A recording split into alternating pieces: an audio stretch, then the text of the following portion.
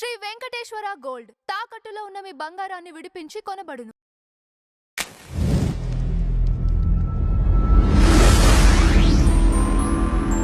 Sir నమస్తే sir. నమస్కారం sir, రెండు విభిన్న కూటములకి సంబంధించిన ముగ్గురు ముఖ్యమంత్రులు రైతుల కళను సాకారం చేయడం కోసం ఒకే వేదికను పంచుకున్నారు. దీనిపైన మీ అభిప్రాయం సార్? అంటే వాస్తవంగా తమను ఎన్నుకున్న ప్రజల పట్ల, తమ ప్రాంతాల పట్ల బాధ్యతాయుతంగా వ్యవహరించే ఏ పాలకులైనా సరే అన్ని సందర్భాల్లో రాజకీయాలతోటే వాళ్ళ కార్యకలాపాలు ఉండవు. రాజకీయాలకు అతీతమైన స్టేట్స్మెన్షిప్ ప్రదర్శిస్తూ ఇక్కడ రాజకీయాల కన్నా ప్రజలు ముఖ్యం, ప్రాంతాలు ముఖ్యం, ప్రాంత ప్రయోజనాలు ముఖ్యం, రైతులు ముఖ్యం అన్న ఆలోచన చేసినప్పుడు ఇదే విధమైన వైఖరి ప్రదర్శిస్తారు. ఇది ఈరోజే కొత్తగా చూడట్ల మనం.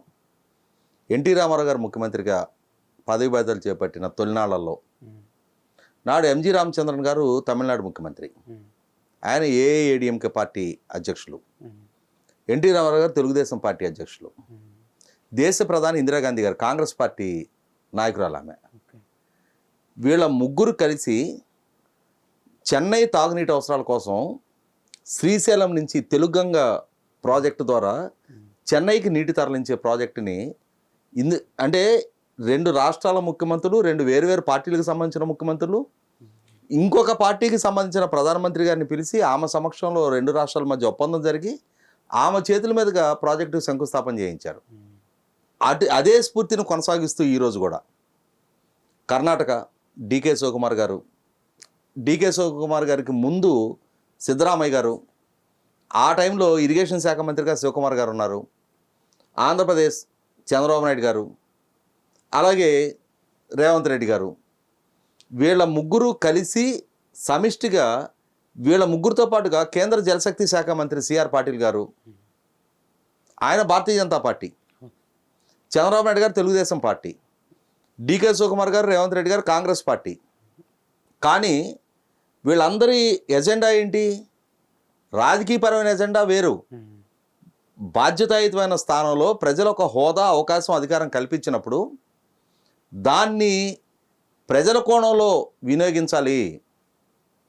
మనకి చాలా సందర్భాల్లో చాలామంది చెప్తూ ఉంటారు, ఎన్నికలప్పుడే రాజకీయం తప్ప మిగిలినప్పుడు రాజకీయం అన్ని సందర్భాల్లో పనికిరాదు అని చెప్పని.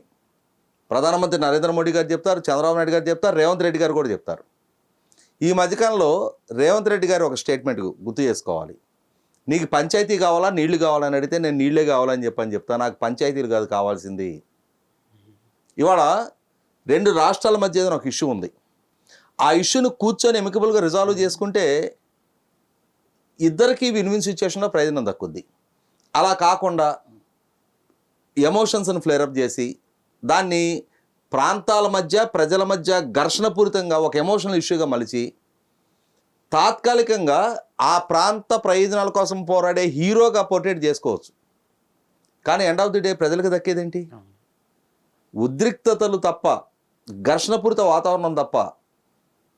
ఒకే దేశం, భాషలు వేరు కావచ్చు, రాష్ట్రాలు వేరు కావచ్చు, పార్టీలు వేరు కావచ్చు, కానీ ఈ దేశంలోనే ఈ ప్రాంతీయపరమైన విద్వేషాలు పెంచుకోవటం ద్వారా కర్ణాటక, తమిళనాడు రాష్ట్రాల మధ్య కావేరీ నదీ జలాల పంపిణీ సందర్భంగా ప్రతి సందర్భంలో తలెత్తే వివాదాలు చూస్తుంటాం మనం.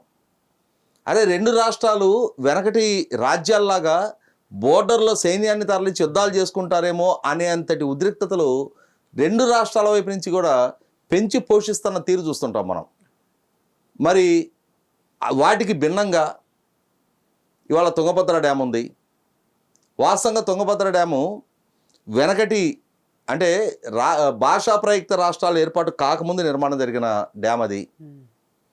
ఆ రోజున డ్యాము నిర్మాణం జరుగుతున్న ప్రాంతం కూడా ఆంధ్ర ప్రాంతానికి సంబంధించిందే.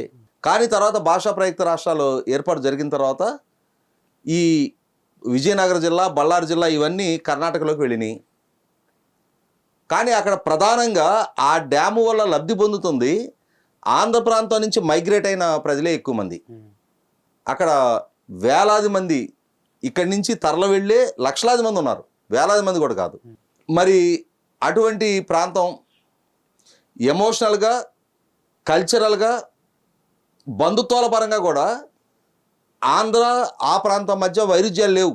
మరి అటువంటి, ఎందుకంటే నేను రీసెంట్గా హంపీలో ఒక పెళ్లికి అటెండ్ కావడానికి వెళ్ళాను నేను. గుంటూరు నా క్లాస్మేట్ వాళ్ళు హోస్పేట్లోనే సెటిల్ అయ్యారు. ఇప్పుడు తుంగభద్ర డ్యామ్ ఉన్న ప్రాంతంలోనే సెటిల్ అయ్యారు వాళ్ళు.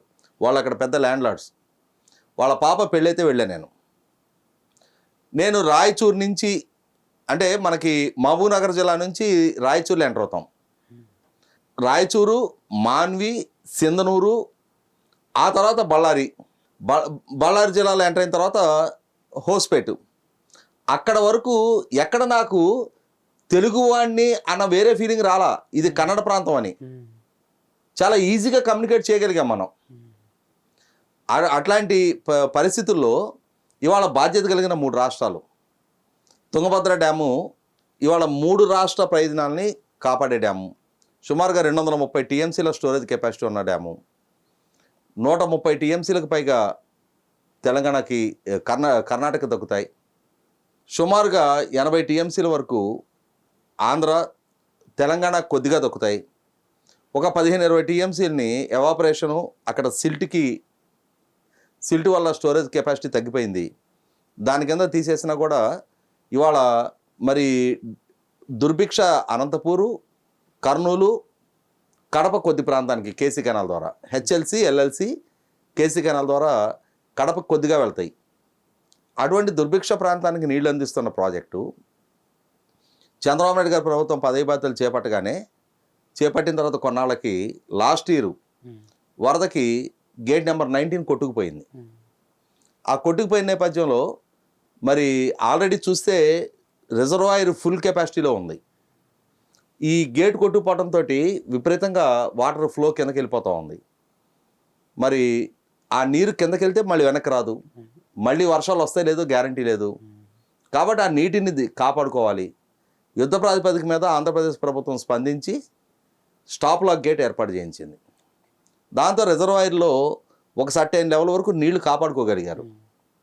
ఆ తర్వాత సెంట్రల్ గవర్నమెంట్ నిపుణులు పర్యవేక్షించి ఇది ఎప్పుడో 70 సంవత్సరాలు కట్టిన డ్యామ్ కాబట్టి అన్ని గేట్లు మార్పు చేయాల్సిందే, అవి శిథిలావస్థకు చేరుకొని ఉన్నాయి, ఇప్పటివరకు సర్వీస్ ఇచ్చాయి, లేకుంటే ప్రతి సంవత్సరం ఇవే పరిస్థితులు తలెత్తుతాయని చెప్పిన మేరకు కేంద్ర ప్రభుత్వం పర్యవేక్షణలో కర్ణాటక, ఆంధ్రప్రదేశ్ రాష్ట్ర ప్రభుత్వాలు చొరవ చూపి యుద్ధ ప్రాతిపదిక మీద 33 గేట్లని అమర్చారు.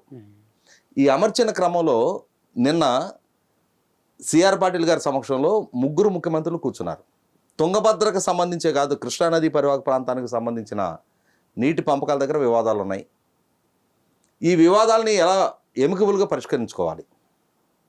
వాళ్ళ ఆంధ్రప్రదేశ్ రాష్ట్ర ప్రభుత్వం పోలవరం నుంచి నల్లమల సాగరు, పోలవరం బనకచెర్ల, అంటే పోలవరం నుంచి కృష్ణా నుంచి పెన్నా నదులు అనుసంధానం చేయాలని చెప్పని ప్రయత్నం చేస్తూ ఉంది.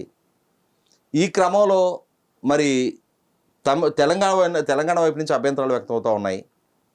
ఈ సందర్భంలో మరి చంద్రబాబు నాయుడు గారు ఇంతకుముందే చెప్పేవాడు, గోదావరిలో కావాల్సినంత నీళ్లు ఉన్నాయి, ఈ ప్రాజెక్ట్ నిర్మాణం చేస్తే తద్వారా వచ్చే సర్ప్లస్ వాటర్ అవసరమైతే మీరు కూడా కొంత వాడుకోవచ్చు, మనం కూర్చొని రిజాల్వ్ చేసుకుందాం, కిందకెళ్ళే సముద్రంలోకి వెళ్ళే నీళ్ళకి ఎందుకు మీరు అభ్యంతరం చెప్తా ఉన్నారు అని చెప్పని చంద్రబాబు నాయుడు గారు చెప్తున్నారు. ఇదే అంశంలో కేంద్ర ప్రభుత్వం కూడా మీరు పాలమూరు రంగారెడ్డి ప్రాజెక్టుకి, అంటే శ్రీశైలం బ్యాక్ వాటర్లో నిర్మాణం చేస్తున్న ప్రాజెక్టుకి మీరు అభ్యంతరం చెప్పకండి, మీ గోదావరిలో సఫిషియెంట్ వాటర్ ఉంది కదా, మీరు లిఫ్ట్ చేసుకోవడానికి స్కోప్ ఉంది కదా, ఇరు రాష్ట్ర ప్రయోజనాలు కాపాడబడతాయని చెప్పని కేంద్ర ప్రభుత్వం వైపు నుంచి కూడా సూచన చేస్తూ ఉన్నారు.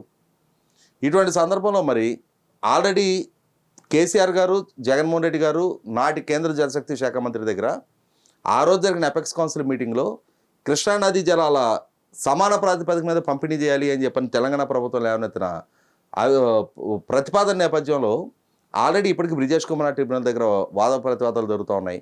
ఇష్యూ సుప్రీంకోర్టులో కేసు నడుస్తూ ఉంది. అంతిమంగా రేపటి రోజున ఈ కేసులు వివాదాలు ఏమవుతాయో తర్వాత సంగతి. కానీ ఒకవేళ కూర్చొని మాట్లాడుకొని పరిష్కారం చేసుకోగలిగితే టైం కలిసి వస్తుంది.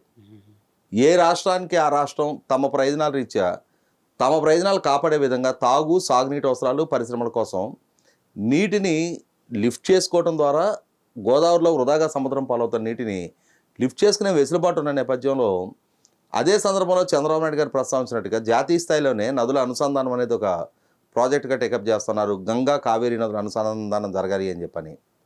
ఇటువంటి నేపథ్యంలోనే ఇవాళ తమిళనాడు కర్ణాటకల మధ్య సుమారుగా 30-32 టీఎంసీల కోసం ప్రతి సంవత్సరం దశాబ్దాల తరబడి ఘర్షణపూరిత వాతావరణం కొనసాగుతూ ఉంది.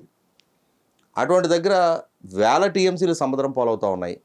ఇప్పుడు మహానది గోదావరి కృష్ణా పెన్న అనుసంధానం ద్వారా సుమారుగా 160-170 టీఎంసీలు మహానది నుంచి ఇటు షిఫ్ట్ చేయడానికి స్కోప్ ఉంది అని చెప్పని చర్చ జరుగుతున్న నేపథ్యంలో నీళ్లు ఉన్న ప్రాంతాలు ఉన్నాయి, నీళ్లు లేని ప్రాంతాలు ఉన్నాయి. నీళ్లు లేని ప్రాంతాలని ప్రయారిటైజ్ చేసి నీళ్లు ఉన్న ప్రాంతాల నుంచి ఇక్కడికి తరలించే విధంగా, ఈ తరలించే క్రమంలో అన్ని రాష్ట్రాల ప్రయోజనాలు సిద్ధించే విధంగా అంతర్గతంగా రాష్ట్రాల మధ్య వైరుధ్యాలు తలెత్తకుండా ఒకరొకరు కూర్చొని మాట్లాడుకొని రిజాల్వ్ చేసుకుంటే అన్ని ప్రాంతాల అవసరాలు తీర్చడానికి కావాల్సినంత నీళ్లు సముద్రంలో ఉన్నాయి, సముద్రం పాలు అవుతున్నాయి కాబట్టి, నీళ్లు నదుల్లో ఉన్నాయి, సముద్రం పాలు అవుతున్నాయి కాబట్టి దాన్ని దృష్టిలో పెట్టుకొని వాళ్ళ ముగ్గురు ముఖ్యమంత్రులు కూడా నిన్న ఒక బలమైన సంకేతం ఇచ్చారు. పార్టీలు రాజకీయాలు వేరు కావచ్చు, కానీ అందరి ఆలోచన తమ ప్రాంతాలకి తమ రైతాంగానికి లబ్ధి చేకూర్చాలి, తమ ప్రాంతాలు అభివృద్ధి చెందాలి, సాగునీటి సంక్షోభాలు తలెత్తకుండా కాపాడుకోవాలన్న ఆలోచనతో ఏ పాలకులైనా వ్యవహరిస్తారు. కాబట్టి నిన్న డికే శివకుమార్ గారు ఒక మాట అన్నారు, మేము ముగ్గురు చరిత్ర సృష్టించబోతున్నామని చెప్పారు. అలాగే రేవంత్ రెడ్డి గారు కూడా ఇవాళ తెలంగాణకు సంబంధించిన ప్రతి సమస్య గురించి ఉమ్మడి రాష్ట్ర ముఖ్యమంత్రిగా దశాబ్దాల పాటు క్రియాశీలక రాజకీయాల్లో ఉన్న చంద్రబాబు నాయుడు గారి కన్నా అనుభవజ్ఞుడు ఎవరు లేరు. అక్కడ ఉన్న సమస్యలు ఏంటనేది ఆయనకు తెలుసు. కాబట్టి వీటిని ఎలా అధిగమించాలి, పరిష్కరించాలనేది ఆయనకన్నా ఎవరికి ఎక్కువ తెలీదు. కాబట్టి కూర్చొని మాట్లాడుకొని ఇష్యూస్ అన్ని రిజాల్వ్ చేసుకుంటామని చెప్పని ఆయన చెప్పారు. అలాగే చంద్రబాబు నాయుడు గారు కూడా ఇవాళ నరేంద్ర మోడీ గారు ప్రతిపాదిస్తున్న నదుల అనుసంధానం వల్ల గంగా కావేరీ అనుసంధానం జరిగినప్పుడు ప్రతి రాష్ట్రానికి ప్రయోజనం చేకూరుతుంది.